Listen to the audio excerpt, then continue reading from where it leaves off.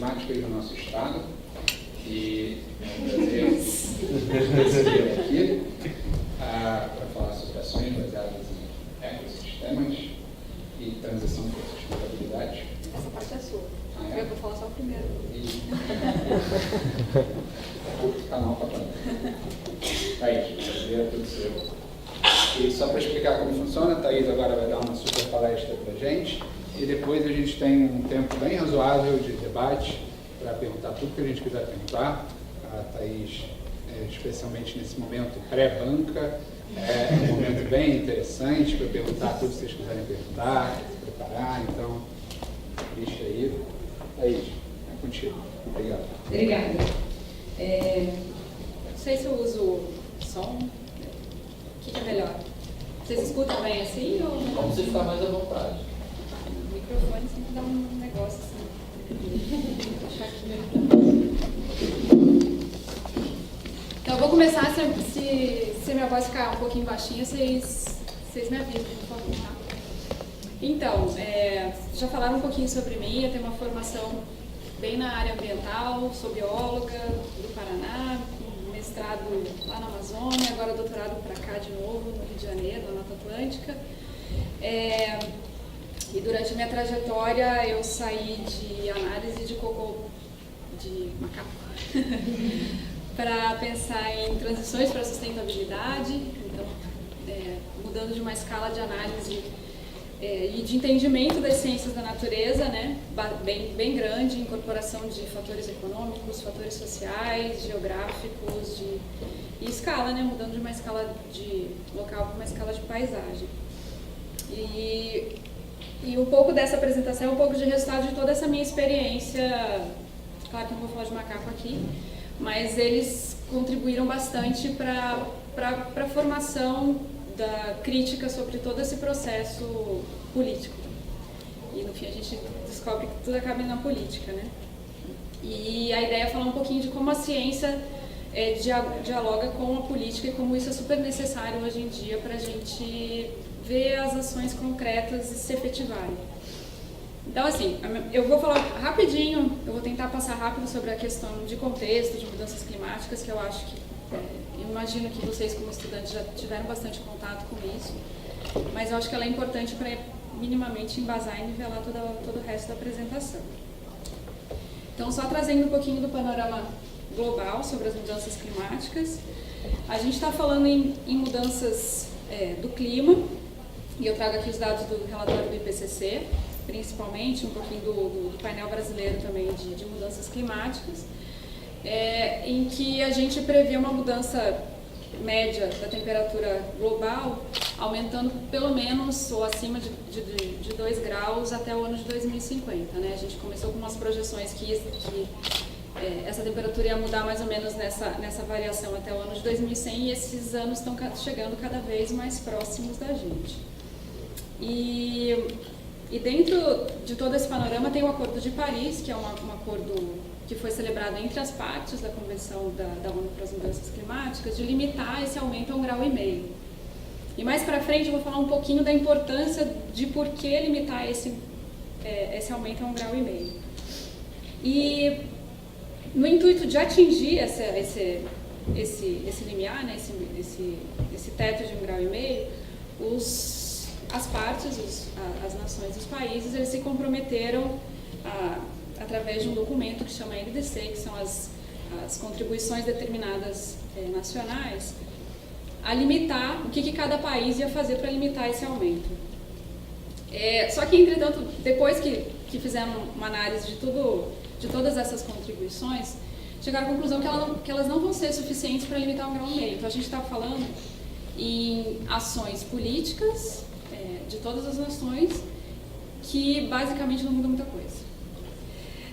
A gente entende que ações de mitigação elas continuam sendo altamente relevantes, ou seja, sem as ações de mitigação o cenário vai ser cada vez mais catastrófico, ou seja, mitigação é controlar minimamente as emissões de gás de efeito estufa, né? Então tem várias ações para isso, várias mudanças de paradigma, etc. Mas ela vai ser insuficiente. A gente já está vivenciando a era da adaptação. A gente já está numa era em que a gente vive mudanças extremas de condições meteorológicas e ver sistemas sociais, sistemas ambientais sofrendo grandes consequências com isso. E sempre sem estarem preparados. Então a gente está com uma resiliência altamente comprometida de todos esses sistemas. Então, a adaptação, medidas de adaptação, pensar em adaptação são extremamente necessárias no cenário de hoje, que dirá no cenário projetado. E a adaptação, na verdade, ela se torna um elemento chave nessa agenda de desenvolvimento sustentável. A agenda a ideia aqui é sempre trazer um pouco, assim, eu vou tentar passar por vários conceitos ao longo da apresentação sem tentar ser chato. Mas se ficar alguma dúvida, depois a gente conversa. Mas a adaptação e o desenvolvimento sustentável são duas agendas que não necessariamente conversam, e o ponto aqui é que elas devem conversar. Elas têm que estar em sinergia, tanto para que a adaptação ocorra de maneira efetiva, quanto que para o desenvolvimento sustentável ocorra de uma maneira efetiva. E dentro das duas agendas, um dos passos mais importantes é reconhecer a vulnerabilidade, tanto dos sistemas sociais quanto dos sistemas ambientais. E o IPCC é bem claro ao apontar, dentro dos sistemas sociais, né, as pessoas mais pobres e as pessoas que têm as suas atividades econômicas, o seu modo de vida altamente ligado ao capital natural, como as pessoas e comunidades mais vulneráveis, e os sistemas naturais que estão mais ameaçados, aqueles que já não conseguem mais ter os seus ciclos biogeoquímicos, fornecer serviços ambientais, serviços ecossistêmicos e que esse suporte à capacidade da vida já está seriamente ameaçado. Então, as práticas que promovem desenvolvimento sustentável, que objetivam atingir o desenvolvimento sustentável no presente ao redor do mundo, combinando justiça social, saúde ambiental, produtividade econômica, elas reduzem drasticamente os riscos futuros das mudanças climáticas e elas são chave na agenda de adaptação. Então, as duas agendas de adaptação e de desenvolvimento sustentável são super sinergéticas. E aqui, trazendo um pouquinho sobre o caso do Brasil, existe... Esse dado é um pouco antigo, mas ele foi corroborado com estudos posteriores, mas tem uma alta chance do aumento da temperatura ser maior aqui no caso brasileiro, maior do que a média global. Combinado com uma mudança na distribuição do padrão de chuvas, a gente tem sérias alterações na distribuição e no funcionamento dos biomas brasileiros. O painel brasileiro de mudanças climáticas, ele fez uma análise baseada em 3 níveis, os níveis dos biomas, dos ecossistemas e também das espécies. Então, assim, em escala regional, os biomas têm uma probabilidade, uma previsão de uma séria alteração, principalmente voltada para a extensão desses biomas, onde ambientes florestados, da Amazônia, Floresta Atlântica, eles vão retrair, então a gente vai ter um processo de savanização dessas florestas, e a vegetação aberta ela vai se expandir. Então a gente está falando de caatinga, de pampa e de cerrado, aliado ao empobrecimento total da vegetação. E isso ao longo do tempo, né, ao longo do processo, tem sérias implicações. Outras, é um processo que desencadeia vários outros processos. Ótimo, mas assim, implica num aumento, né, num avanço desses sistemas abertos para os sistemas florestados e também empobrecimento da biodiversidade, invasão de espécies exóticas e uma série de outros problemas também na provisão desses serviços ecossistêmicos. Já a nível de ecossistema, eles foram enfáticos em dizer que todos estão ameaçados, mas os mais vulneráveis são aqueles de distribuição restrita e que hoje já estão impactados pela ação humana, né? Então, além de estarem empobrecidos, eles também, às vezes, têm uma cobertura de áreas protegidas baixa e o próprio sistema de funcionamento desses ecossistemas já está seriamente comprometido. No Brasil foi apontado que esses ecossistemas mais vulneráveis são os campos de altitude, os ecossistemas aquáticos, áreas costeiras e, pasmem, as áreas urbanas, que na verdade é um dos ecossistemas mais, acho que, renegados em termos de ações pensadas de valor adaptativo. E que, na verdade, é bem importante a gente retomar esse diálogo, essas ações. Então, assim, as projeções, elas implicam em secas mais intensas na região da Amazônia e também no Nordeste, e daí principalmente focados na área da Caatinga. Essas secas extremas na Amazônia têm uma implicação alta no aumento de incidências de incêndios e os impactos podem ser vistos principalmente nas áreas degradadas, mas nas áreas florestais também. E isso já começa um processo de diminuição da área florestada para o avanço das áreas abertas.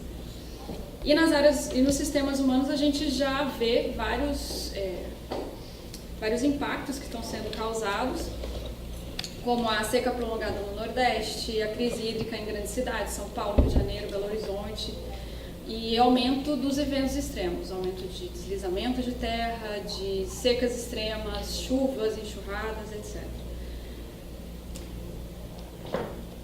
Então já chegamos nas ações. Então, assim, essa primeira parte era para ser bem rápida em panorama, e depois, se vocês tiverem mais alguma dúvida, a gente pode conversar. Então, assim, como é que entram as ações baseadas em ecossistemas e como que ela pode reverter, como que ela pode apoiar o processo de resiliência dos sistemas humanos e os sistemas ambientais. Então, assim, o desenvolvimento sustentável, por si só, falar isso depois de uma aula de ciências de sustentabilidade é super complicado. Vamos lá. Mas uma das definições, né? Ele busca atender a necessidade das pessoas que vivem hoje e sem comprometer as necessidades das gerações futuras, equilibrando sempre as questões econômicas, sociais e ambientais. De uma maneira geral, as políticas que visam atingir o desenvolvimento sustentável, elas estão focadas em reduzir a pobreza, abordar a desigualdade e prevenir a degradação ambiental por diversos tipos de ação. Isso pensando hoje, tá? Já as políticas de adaptação, elas são tratadas principalmente através de vulnerabilidade e risco. Então, a vulnerabilidade dos sistemas, as mudanças climáticas e quais são os riscos que iminentemente eles estão sujeitos. Quando uma adaptação ela reduz esses riscos ou ela consegue evitar esses riscos sem afetar negativamente os sistemas humanos e os sistemas ambientais, ela tem um alto valor adaptativo, ela tem um alto valor por processo de desenvolvimento sustentável. E esse tipo de adaptação, ele também é conhecido como essa adaptação baseada em ecossistemas, que ela combina os objetivos de reduzir a vulnerabilidade dos sistemas humanos e os sistemas ambientais. Então, assim, ao mesmo tempo em que você reduz a pobreza, reduz a vulnerabilidade das pessoas, você protege e restaura esses ecossistemas junto com os serviços ambientais, biodiversidade, todos os processos que estão ligados àquele ecossistema, àquele bioma. Dentro das ações baseadas em ecossistemas, é importante falar também que tem diversos tipos, tem uma outra principal tipo de abordagem, na verdade, que chama redução de riscos de desastres baseada em ecossistema. Então, são dois tipos de ações que são bastante convergentes, mas pela própria definição eles são construídos com objetivos um pouco diferentes. Então, assim, os dois são desenhados a partir de experiências práticas, então a gente analisa cenários atuais e futuros de vulnerabilidade dos sistemas, e a partir daí tem implementação prática, projetos, etc. E dentro de uma estrutura geral de desenvolvimento sustentável, eles utilizam a biodiversidade e os ecossistemas como um fator central para a integração das ações. Então, a biodiversidade e os serviços ecossistêmicos, eles saem de um processo de ser coadjuvante de uma solução para ser o centro de uma solução. E falando aqui um pouquinho dos dois, os dois Eles promovem a conservação, o uso inteligente, o aprimoramento da biodiversidade dos ecossistemas, estão focados em impactos atuais e impactos futuros das mudanças climáticas. Os dois recorrem a abordagens ecossistêmicas de colocar a biodiversidade e os ecossistemas no centro da solução. Entretanto, os dois têm algumas diferenças principais, e a principal delas é o fórum. Assim, o fórum de discussão de redução de riscos de desastres é um e a ABE é outro.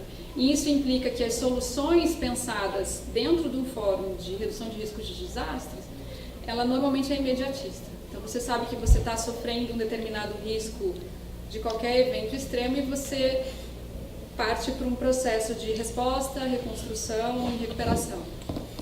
Enquanto que a ABE, né, a adaptação baseada em ecossistemas, ela deve ser pensada a longo prazo, não que ela seja hoje em dia, mas a princípio ela deve ser pensada a longo prazo. E para ser uma ABE, as ações elas também têm que incorporar ou devem minimamente atingir uma mitigação de emissão de carbono.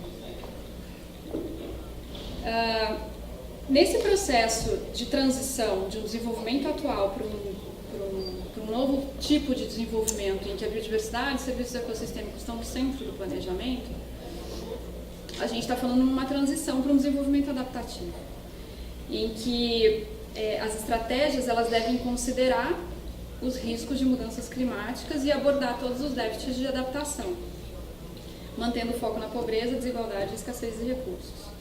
É um processo de reorientação tanto da adaptação como do desenvolvimento e deve integrar a economia política dos riscos nos cálculos de bem-estar social. Então a gente está falando que esse processo de transição de desenvolvimento ela também requer um processo de transição adaptativa, que incita esse desenvolvimento adaptativo. E isso é um passo fundamental para a transição de um paradigma de desenvolvimento convencional, do desenvolvimento atual, para um desenvolvimento sustentável. E nesse processo, é importante a gente levar em consideração as ODS.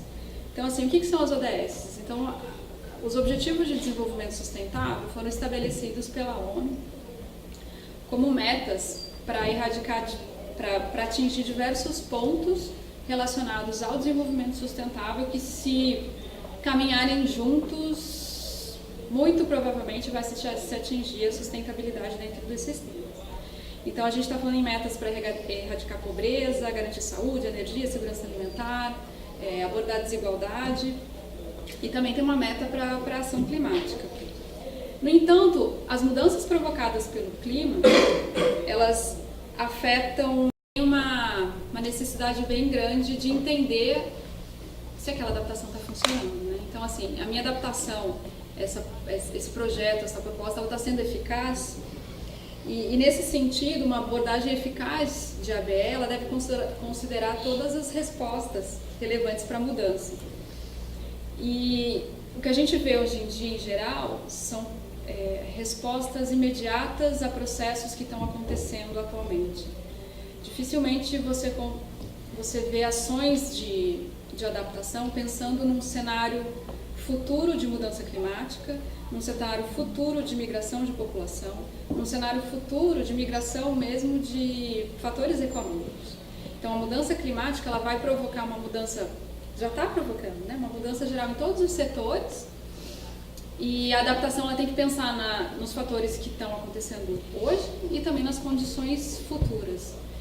E acho que até mesmo por um processo de falta de conhecimento, não de entendimento, mas de conhecimento de quais são esses cenários, quais são as probabilidades de mudança, a ABE, ela, em geral, se restringe a barrar processos que estão mais a olhos vistos, como a gente fala.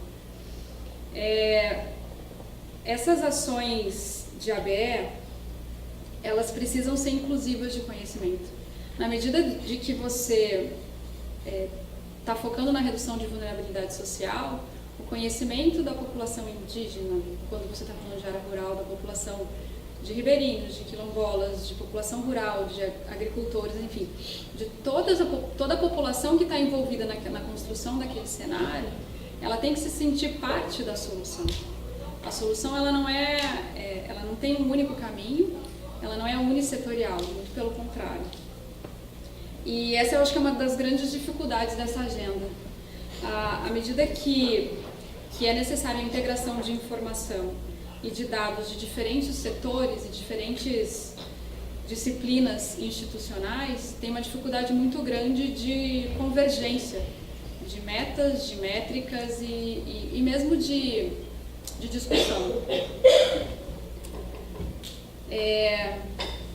De maneira geral, e isso eu trago um pouco do processo de revisão mesmo, de que a gente fez de vários processos de ABE, principalmente aqui na América Latina, a principal dificuldade de aplicação do ABE é, primeiro, entender até onde aquilo é ABE, porque a gente tem várias ações que focam em redução de vulnerabilidade a mudanças climáticas, que focam em adaptação a novos cenários, mas não necessariamente é uma ação tanto centrada em ecossistema e não necessariamente ela está focada em redução da vulnerabilidade social, redução da pobreza.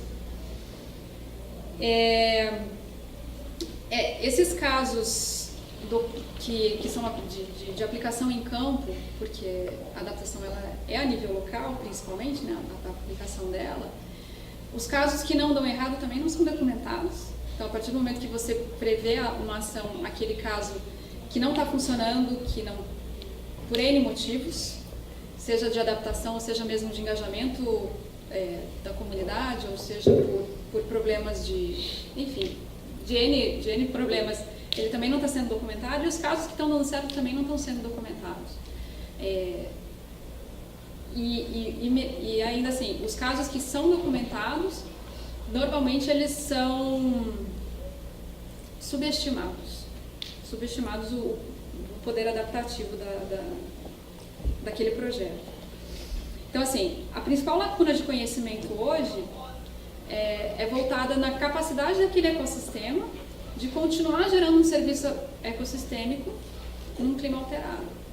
Então, como eu falei, as ações de adaptação elas estão sendo pensadas muito no cenário atual. Muito dificilmente a projeção da mudança do cenário, de como vai ficar a provisão de serviço ecossistêmico, como que vai ficar a própria migração da população, a utilização de recursos naturais, a geração de renda num cenário de clima alterado.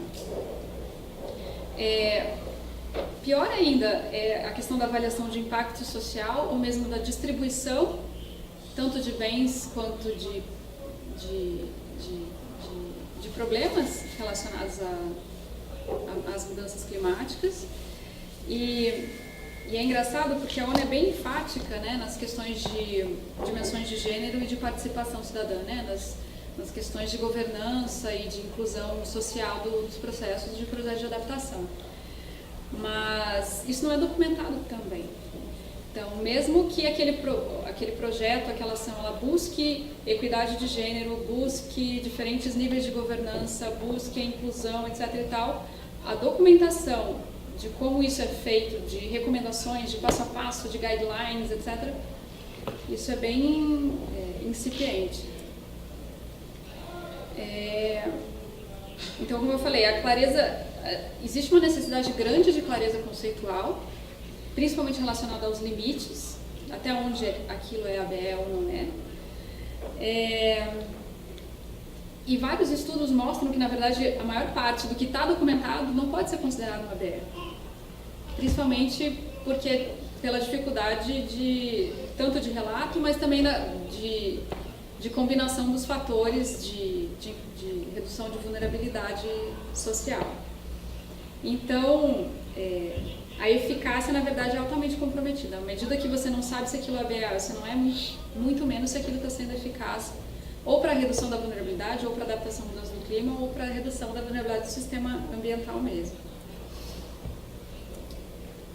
E aqui a gente entra um pouquinho só na questão política, trazendo de volta essa necessidade de transição de um desenvolvimento convencional agora para um desenvolvimento sustentável.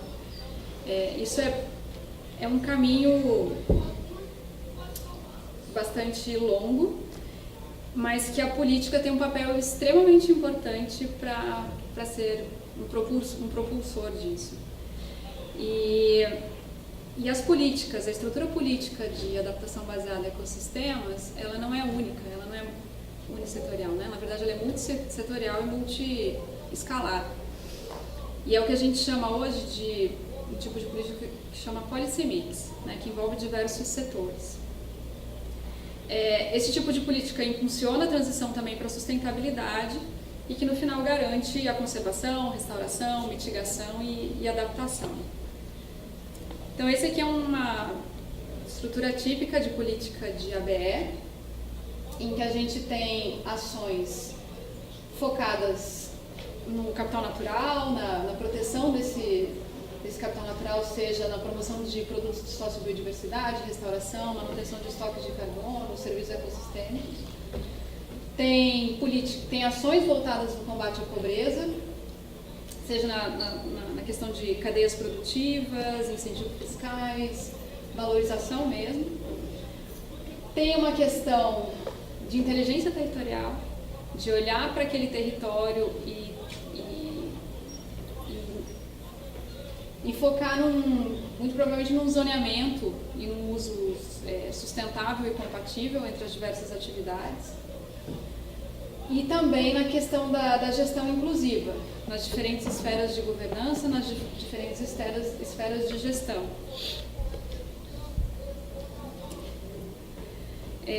A própria aplicação de uma política de ABE, ela gera uma estrutura de pesquisa transdisciplinar.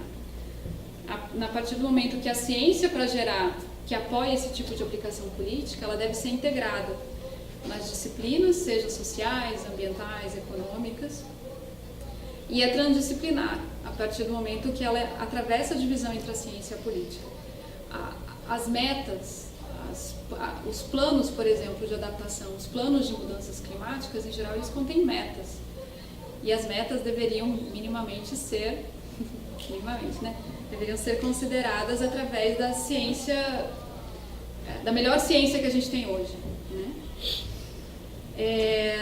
E inevitavelmente tem que ser uma política adaptativa, né? Contabilizando toda a complexidade, toda a aceleração e adaptativa no sentido temporal, principalmente, né? No sentido temporal, no sentido linear. As estruturas de governança, elas devem ser aninhadas e concêntricas, ou seja, elas começam de uma escala e devem se aninhando cada vez em escalas maiores. Os processos de diálogo entre essas estruturas de governança, eles têm que ser fortalecidos. E a ciência tem um papel bastante importante no desenho e na implementação de soluções para esses problemas sociais. A gente está falando de um processo, de uma ciência que inicialmente foi encabeçada pelas ciências ambientais, na verdade, até pela formação, assim, né, pelo tipo de formação desse fórum que a gente tem aqui hoje. Mas ele, por si só, ele não traz a solução para todos os problemas de mudanças climáticas, né? A gente está falando de um processo multissetorial que depende de ciências econômicas, que depende de soluções de engenharia, inclusive, de soluções de física, etc., de diversos tipos de ciência, em que o diálogo intersetorial é cada vez mais necessário. E isso implica numa formação multissetorial, uma formação de pessoas em que o olhar ele não deve ser simplesmente para o seu tipo de ciência, mas como a sua ciência conversa com aquele outro tipo de ciência, que na verdade é muito mais convergente do que hoje a gente, leva. O grande desafio hoje para a governança é exatamente esse: como é que se incorpora essas múltiplas perspectivas das partes interessadas no processo de tomada de decisão. Então, assim, a gente está colocando numa mesa para dialogar setores agrícolas, setores industriais, setores ambientais e diversos outros setores, e não que isso nunca foi feito antes, mas o sucesso desse tipo de diálogo, na verdade, ele é bem incipiente. Mas num cenário de mudanças climáticas, a gente tem um outro fator muito mais urgente e prioritário e que demanda uma abertura muito maior do que já foi feito até hoje. A capacidade de obter financiamento para esse tipo de ação, ela ainda é mínima no sentido, principalmente das esferas locais. Então a gente vê bastante, principalmente governos locais, atrás de soluções para os seus problemas, relacionados a eventos extremos, a mudanças climáticas, e até com vontade de fazer planejamento, mas a capacidade de garantir o financiamento para esse tipo de ação ela ainda é bastante incipiente. Hoje no Brasil, a gente tem algumas ações que podem ser enquadradas como ABE, pensando em política, né? Então, as políticas internacionais, hoje que o Brasil faz parte do painel da ONU de Mudanças Climáticas, as metas de Aichi, a CDB, os objetivos dos ODS da ONU, o Acordo de Paris, e ao mesmo tempo que a gente tem nossas políticas nacionais, né? Então, a PROVEG, o sistema, o SNUC, a Lei de Proteção à Vegetação Nativa, a gente tem um Plano Nacional de Mudanças do Clima, a gente tem um Plano Nacional de Adaptação, Plano Nacional de Adaptação, Mudanças do Clima, Plano Nacional de Restauração de Vegetação Nativa. Então, todos esses planos, na verdade, eles convergem para ações de adaptação. Todos eles pensam na adaptação, ou deveriam pensar, como parte da solução, ou parte das ações para atingir as suas metas. O Plano Nacional de Adaptação, na verdade, ele é um resumo desse tipo de policy mix que eu falei um pouquinho antes. Ele é uma opção bastante importante, na verdade, para apoiar a implementação desse tipo de abordagem integrada. E à medida que ele traz essas diversas metas para os diversos setores, ele também impulsiona a agenda de pesquisa integrada. Ele tem um alto potencial de instrumento para facilitar essa integração de ações. Alto potencial, tá? Mas, no entanto, ele é bem fraco em termos de articulação. O que a gente vê hoje em dia, na verdade, são... Assim, essas ações multissetoriais, elas têm que ser encabeçadas por determinados setores, né? Senão a coisa, efetivamente, ela não anda. Mas ser encabeçada por um setor não significa que aquele setor estabelece metas para os outros setores, né? O diálogo tem que ser construtivo à medida que cada setor consiga estabelecer metas de adaptação, metas de mitigação de mudanças climáticas, mas que converjam para um plano comum. E esse é o principal desafio hoje em dia, nas diferentes esferas de governo, a nível local, a nível estadual e a nível federal. E além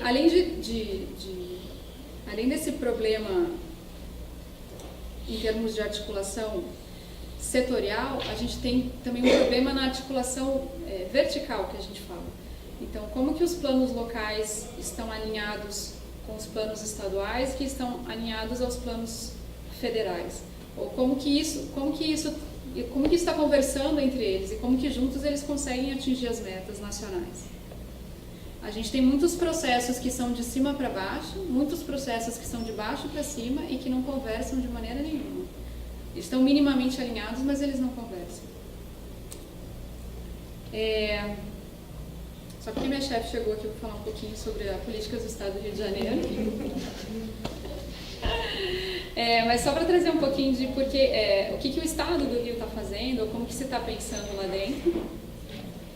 A gente tem uma política estadual de mudanças climáticas, que foi instituída em 2010. A gente tem um plano estadual, então a partir do estabelecimento da política, a política estabeleceu-se que tinha que construir um plano de mudanças climáticas. Esse plano tem metas, principalmente metas de mitigação, mas tem metas para os diversos setores. Para o setor de transporte, para o setor de energia e assim vai. E, como todos os estados brasileiros, o Rio de Janeiro também é comprometido com o seu inventário de emissões de gás de efeito estufa. Então, a gente tem um inventário para o ano base de 2005, 2010, 2015 e teremos para 2020. Né? Então, a cada 5 anos são feitos os inventários de emissões no estado. Esse plano estadual de mudanças climáticas, ele, por definição, ele precisa entrar agora no processo de revisão. E diante de todo o cenário projetado e modelado para o estado, a gente pretende entrar com várias ações de adaptação, que esse tipo de política começou, principalmente nos governos subnacionais, um tempo atrás, muito voltado para a questão de mitigação, de como que os diferentes setores estão dialogando e estão combinando metas para diminuir os inventários de efeito estufa, as emissões de gás de efeito estufa.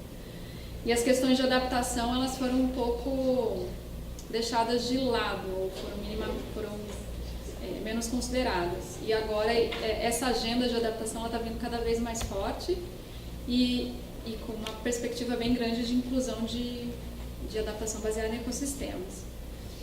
A gente teve um plano de adaptação do estado que começou a ser discutido no ano passado, focado principalmente, na verdade, na construção de cenários de vulnerabilidade. E agora a gente pretende, nessa gestão atual, retomar o diálogo. Estou virando política agora, estou passando da fase da doutoranda para a fase da superintendente. Mas é importante, na verdade, assim, a parte mais importante desse plano agora é retomar o diálogo com os setores e com os municípios, né, para estabelecimento de metas, métricas e cenário, baseado nos cenários que foram construídos para adaptação. E também está começando uma discussão agora sobre o plano estadual dos limiares de ABE. E a política, na verdade, ela pode ter um papel bastante importante como propulsora e alinhamento dessa agenda. Vou terminar só com a frase do meu orientador, pena que ele não está aqui, quero puxar o saco. Puxei o saco dela e puxar o saco do orientador, mas da banca também serve. Essa frase, na verdade, é uma frase que está num artigo do Fábio Scarano, que, na verdade, assim, eu não sei se vocês mais novos, né, estudantes de biologia, sabem um pouquinho sobre a história de hotspots. Mas hotspots, na verdade, foi um estudo feito, eu não vou nem falar em décadas atrás, mas era focado em levantar quais eram os biomas mais biodiversos e ameaçados do mundo. E aqui no Brasil a gente tinha o Cerrado e a Mata Atlântica, né, como um dos 2 hotspots mundiais de biodiversidade com alto grau de ameaça.